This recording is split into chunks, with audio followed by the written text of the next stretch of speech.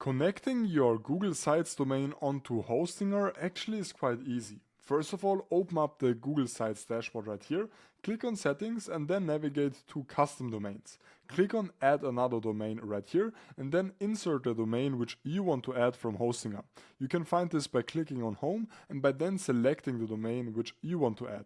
Simply just insert the name and this is then going to basically redirect you onto this page where we will have to basically verify the ownership.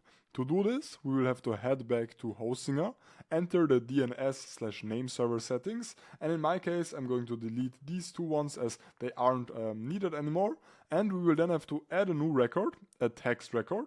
As for the name, you can put in an add, but for the actual value, make sure to copy this from right here and then insert this. Click on add record, and usually we can now actually verify this.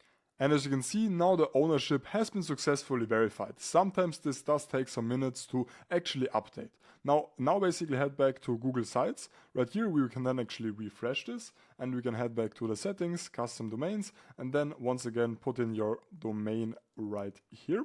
And then click on next. This should now be verified. Cut. And the only thing that we have left to do is to add a CNAME record and then put in www right here. And then simply copy this and insert it under the target and click on add record. And once again, usually this now should be instantly connected and we can now actually use this for our Google Sites website. If you found this helpful, make sure to like and subscribe. I will see you in the next